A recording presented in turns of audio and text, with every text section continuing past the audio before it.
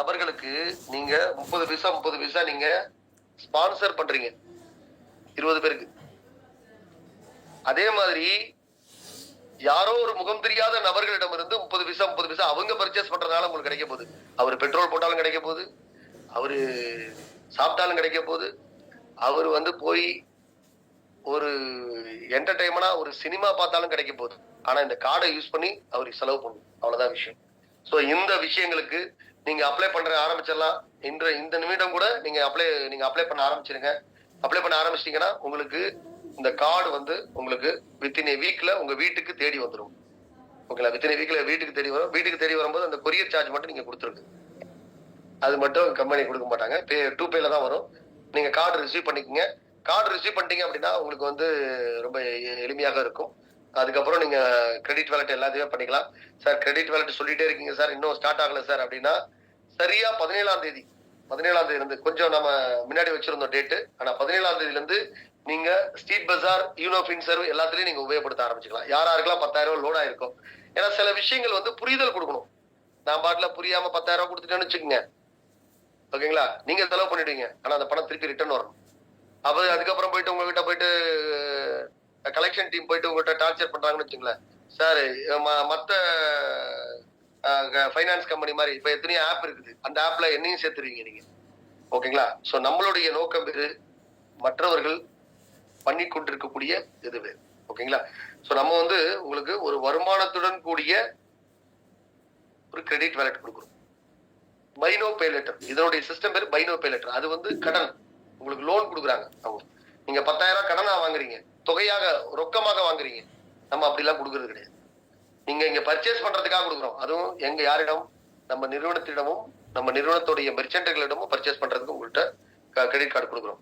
Okay, so அதனால திரும்ப சொல்லிட்டேன். அதுக்கப்புறமும் டேட் எக்ஸ்டெண்ட் பண்ணிலாம் கேட்காதீங்க.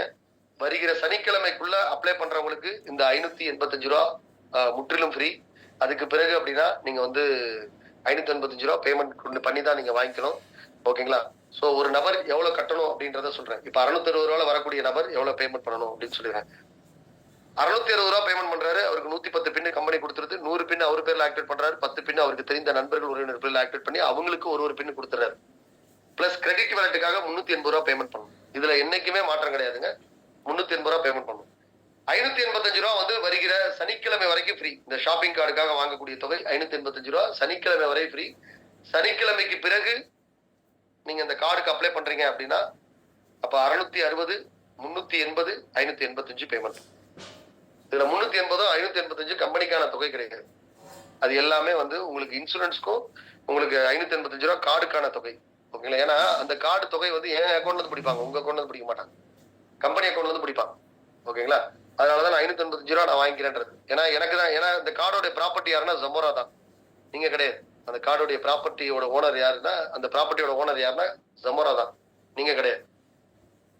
ஓகே, சோ நீங்க ஒருவேளை நான் டிஜிட்டல் ப்ரொமோட்டர்ல இருந்து நான் விலகிக்கிறேன் சார் அப்படின்னு சொன்னாலும், இல்ல கிரெடிட் வேலட்டை நான் க்ளோஸ் பண்ணிக்கிறேன் சார் அப்படின்னு சொன்னாலும், நீங்க என்னைக்கு க்ளோஸ் பண்ணீங்களோ இந்த கார்டோட நீங்க சப்மிட் பண்ணணும். இந்த கார்டோட நீங்க கம்பெனிக்கு சப்மிட் பண்ணணும். ஓகேங்களா? சோ அதுதான் இதுல இருக்கக்கூடிய ரூல் இது. சோ அதனால நண்பர்களே, ஷாப்பிங் கார்டு எல்லாருமே அப்ளை பண்ண ஆரம்பிச்சிருங்க. என்ன சார் ஒவ்வொன்றா அப்ளை பண்ண சொல்றீங்களே சார் அப்படின்னா, ஸோ இது கொஞ்சம் கஷ்டமான விஷயம் தாங்க, நான் இல்லைன்னு சொல்ல. மீண்டும் இப்பதான் டிஜிட்டல் ப்ரொமோட்டர் இப்பதான் கிரெடிட் வேலட் அக்ரிமெண்ட் பண்ண அப்ளை பண்ண நான் இப்ப மீண்டும் ஷாப்பிங் கார்டு அப்ளை பண்ண சொன்ன எக்ஸிஸ்டிங் பீப்புளுக்கு இது கொஞ்சம் கஷ்டம் தான். இன்னும் மீண்டும் ஒரு முறை நீங்க ஆதார் கார்டு, திரும்ப PAN card, photos. PAN card இல்லாத நபர்கள் இந்த ஷாப்பிங் வேலட் வாங்க முடியாது, ஷாப்பிங் கார்டு வாங்க முடியாது, அதையும் சொல்லிடுறேன். அதுல நாளைக்கு ஒரு கொஸ்டின் கேட்பீங்க, சார் என்னுடைய கஸ்டமருக்கு பேன் கார்டே இல்ல சார், என்ன சார் பண்றது? பேன் கார்டு இல்லைன்னா அதுக்கப்புறம் நான் தான் ஒரு ஷாப்பிங் கார்டு டிசைன் பண்ணி, நான் தான் ஒரு பிரிண்ட் அவுட் எடுத்து, நான் தான் ஒரு பிளாஸ்டிக் கார்டு ஒன்று ரெடி பண்ணி, நான் தான் சும்மா டம்மியா உங்களுக்கு அனுப்பிவிடணும். அது டம்மி கார்டாக தான் இருக்கும் முடிஞ்சு, ஒரிஜினல் கார்டாக இருக்காது. அதனால அப்படிலாம் யாராவது கேட்டீங்கன்னா, நீங்க பேன் கார்டு வேணாம் சார், நான் ஷாப்பிங் கார்டு கொடுக்குறேன்னு சொல்லுவேன். ஆனா அந்த ஷாப்பிங் கார்டு வெறும் பெயர் அளவில் தான் உங்க பாக்கெட்ல இருக்கும், அதுக்கு எந்த விதமான யூசேஜும் இருக்காது. அதனால அது மாதிரிலாம் யாரும் கேட்காதீங்க தயவு செய்து. ஓகேங்களா? PAN card must. PAN card இருந்தா தான் ஷாப்பிங் கார்டு வாங்க முடியும், இல்லைன்னா வாங்க முடியாது. நான் தர கார்டு கிடையாது. தெளிவா பேங்கோட பேர் போட்டிருப்பாங்க, வங்கியோட பெயர் போட்டிருப்பார்கள். அந்த கார்டை நீங்க உங்க கையில கிடைச்சதுக்கு அப்புறம் தாங்க நம்மளுடைய உண்மையான ஒரு வளர்ச்சி என்னன்றது இந்த உலகத்துக்கு தெரிய போகுது. ஓகேங்களா? அதனால நண்பர்களே, இத வாய்ப்பு உங்களுக்கு இப்ப நீங்க 4089 பேருக்கு என்னுடைய மனமார்ந்த நன்றிகள். ஏன்னா நிறுவனம் வந்து ஒரு மிகப்பெரிய வளர்ச்சி அடையும். இந்த நிறுவனம் வந்து ஒரு உண்மையான ஒரு சிஸ்டத்தை உருவாக்கிட்டு இருக்காங்க, நேர்மையான ஒரு சிஸ்டத்தை உருவாக்கிட்டு இருக்காங்க. அப்ப நம்ம அந்த நிறுவனத்துக்கு கூட இருப்போம்னு சொல்லி சப்போர்ட் பண்ணி நிக்கிறீங்க பாத்தீங்களா, உங்களுக்கு உண்மையிலே ஒரு ஹேட்ஸ் ஆஃப். ஓகே, ஒரு விஷயம் நான் சொல்ல கடமைப்பட்டிருக்கிறேன். என்ன விஷயம், இன்னைக்கு காலைல ஒரு வாய்ஸ் ரெக்கார்ட் கொடுத்தேன். 660 ரூபாயில எனக்கு ரொம்ப ரொம்ப ரொம்ப சந்தோஷங்க. உண்மையிலே ரொம்ப சந்தோஷம். என்னன்னு கேட்டீங்கன்னா, 660 ரூபாயில நீங்க ஜாயின் பண்றீங்க அப்படின்னா தயவு செய்து 300 ரூபாய் கிடைக்குன்றதுக்காக 660 ரூபாயில என்ட்ரி போட்டுறாதீங்க. அவர்களுக்கு டிஜிட்டல் மார்க்கெட்டிங் ஒர்க் தெரியும் தெரியாம அவர்களுக்கு என்னன்னு தெரிய வச்சு அதற்கு பிறகு 620 ரூபாய் ஐடி கொண்டுட்டு வாங்க. நீங்க பாட்டுல 660 ரூபாயில ஒருத்தர் சேர்த்து விட்டா 300 ரூபாய் வரும் அப்படின்னு சொல்லிலாம் யாரையும் சேர்த்து விட்டாதீங்க அப்படின்னா. நான் அந்த வாய்ஸ் ரெக்கார்டு கொடுக்காம இருந்தா கூட நிறைய ஐடி வந்திருக்கும் போறதுக்கு. நான் கொடுத்ததுக்கு அப்புறம் பாத்தீங்கன்னா இன்னைக்கு ரொம்ப ரொம்ப சொற்ப அளவுலதான் இன்னைக்கு ஐடி வந்துச்சு. உண்மையிலேயே அது நினைச்சு எனக்கு மன நிறைவா இருக்கு. ஏன்னா நண்பர்கள் எல்லாருமே புரிஞ்சுக்கிட்டாங்க, இவர்கிட்ட வந்து இன்னுமே 660 ரூபா மட்டும் கொடுத்துட்டு 300 ரூபா வாங்கலாம்னு நினைச்சா இந்த நிறுவனம் கொடுக்காது, இவரு கொடுக்க மாட்டாரு, நம்மள்ட்ட கொடுக்குறேன்னு சொல்லிட்டு நம்மள டீல்ல விட்டுருவாரு அப்படின்றத நண்பர்கள் தெளிவா புரிஞ்சுக்கிட்டாங்க. அதனால இன்னைக்கு ரொம்ப சொற்ப அளவுல வந்துச்சு. ஓகேங்களா, எனக்கு ரொம்ப உண்மையிலே சந்தோஷங்க. நீங்க நீங்க சொற்ப அளவுல கூட கொடுங்க, அதை நேர்மையான ஐடியாக இருக்கட்டும், அதுதான் நான் விரும்புறது. ஓகேங்களா, சோ அப்படி இருந்து பாருங்க. நம்ம எல்லாருமே நேர்மையானவர்களாக இருப்போம். நம்ம எல்லாருமே வந்து சொன்ன சொல்லை காப்பாற்ற முடியும். நானும் காப்பாற்ற முடியும், நீங்களும் காப்பாற்ற முடியும். ஓகேங்களா, சோ நிறுவனமுங்க ஆரம்பத்தில் நீங்க யோசிச்சு பாருங்க. இந்த 300 ரூபாய் தரதுன்றது ஒரு டைம் நான் தரேன்னு சொல்லியிருந்தா நீங்க சொல்றது கொஞ்சம் சாத்தியப்படும். நான் வந்து டெய்லி தரேன்னு சொல்றேன். டெய்லி தரேன்னு சொல்லக்கூடிய ஒரு நிறுவனத்துக்கு எப்படின்றத சின்ன குழந்தைய கூப்பிட்டு ஒரு ஒரு 5th படிக்கக்கூடிய பையன் கணக்கு வழக்கு தெரியும் இல்லையா, அவனை கூப்பிட்டு இந்த இதை நீங்க கூப்பிட்டு சொல்லி பாருங்க, எப்படி கொடுக்க முடியுன்ற அடுத்த கேள்வி வரும். ஒரு MBA படிக்கிற ஸ்டூடெண்ட்டை கூப்பிட்டு ஐயா இதை டெய்லி தரேன்றாரு, எப்படியா கொடுக்க முடியும்னு கேட்டு பாருங்க, அவர்கிட்ட ஒரு கேள்விகள், மிகப்பெரிய கேள்விகள் வரும். ஓகேங்களா, ஆனா அதெல்லாம் நாங்க டெய்லி தரேன்னு சொல்றோம்னா அப்ப அதற்கேற்ற இன்புட் உங்ககிட்ட நாங்க எதிர்பார்க்கிறோம் தானே அர்த்தம். ஓகே, அதற்கேற்ற அவுட்புட் உங்ககிட்ட நாங்க எதிர்பார்க்கிறோம் தானே அர்த்தம். அந்த அவுட்புட் இருந்தாலும் நான் வந்து உங்களுக்கு கொடுக்க முடியும் இல்லைங்களா. சோ அதனால நண்பர்களே, நீங்க நேர்மையாக அதுல ஒர்க் பண்றதுக்கு தயாராக இருங்கள். இன்னைக்கு இல்ல, 64 லட்சம் ரூபாய் முடிகிற வரை நீங்க எடுத்துக்கலாம். ஒரு நபர் இன்னைக்கு ஜாயின் பண்ணிட்டாருங்க. ஓகேங்களா, அந்த நபர் நம்ம கூட எத்தனை நாள் தெரியுங்களா கண்டினியூ பண்ணுவாரு, 21,333 நாட்கள் நம்ம கூட அவர் வந்து டிராவல் ஆவார்.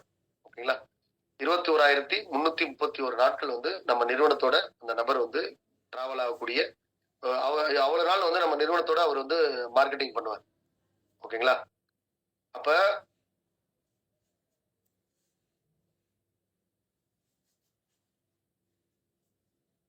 51 வருடங்கள் 59 வருடங்கள் வந்து நம்ம கூட அவர் வந்து டிராவல் ஆகலாம்.